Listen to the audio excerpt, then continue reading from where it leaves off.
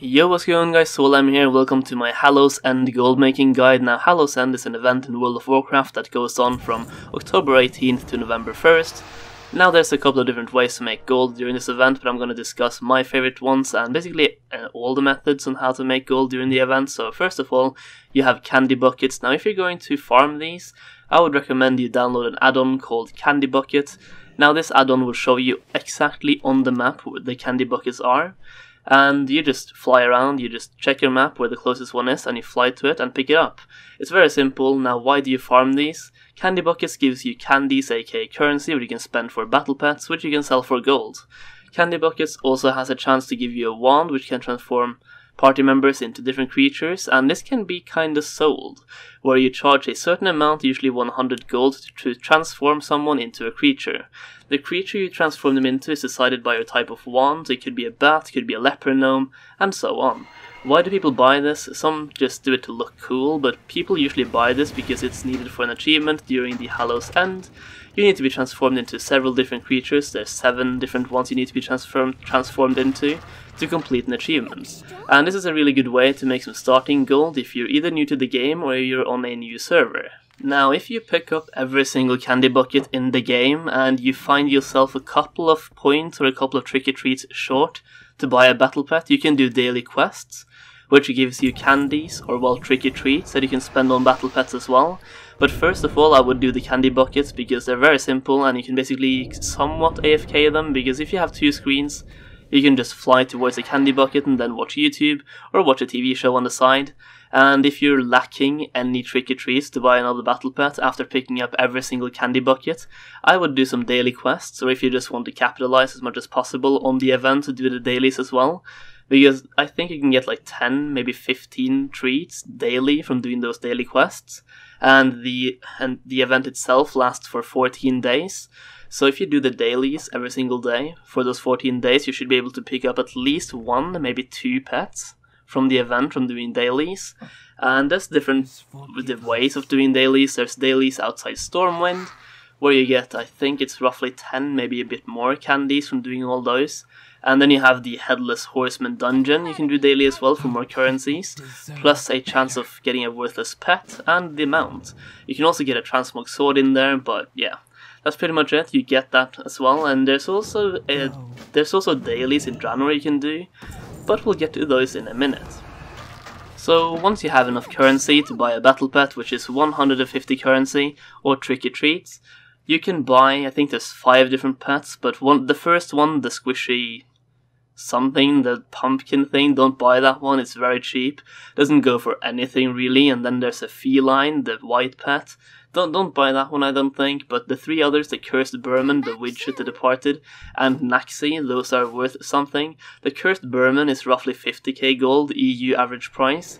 The Widget, the Departed, is roughly 61k gold, EU average price.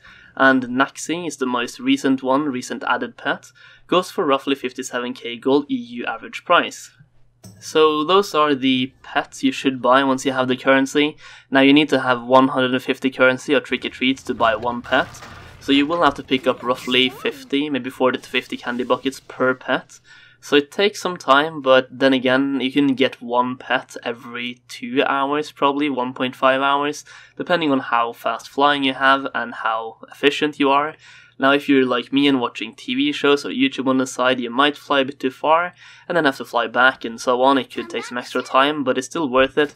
You will be making roughly 30 to 40k gold per hour by doing this, depending on how much those pets sell for on your server, but with the EU average price being roughly 50 to 60k gold. And if you get one of these every 2 hours, which is really, you should be getting 1 every 2 hours, you should be getting roughly 25 to 30k gold per hour, which is a really good price, I would say, for an event like this. And now after you bought those battle pets, there is also one more way to farm gold during the event, and that is to farm for Warlords of Draenor items.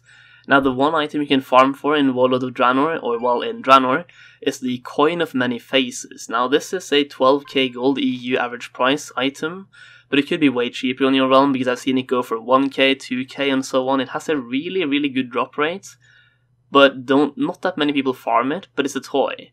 And collectors will buy it just to have the toy, and it transforms you as well into a different creature, or a creature of the opposing faction, I think.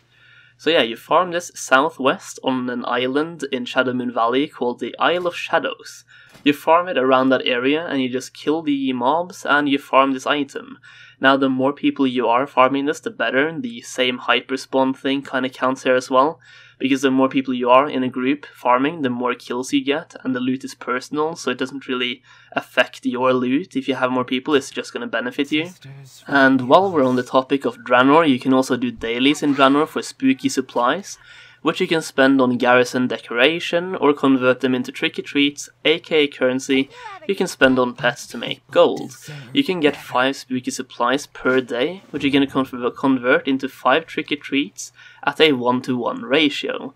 So for every 1 spooky supply you can get 1 tricky treat in return, just by buying the tricky treat for a spooky supply. And you can get 5 of those per day in Draenor, and these dailies happen where you farm for Coin of Many Faces anyway, so if you're gonna farm for it, pick up the dailies. It's just gonna benefit you and get you one step further to getting a pet.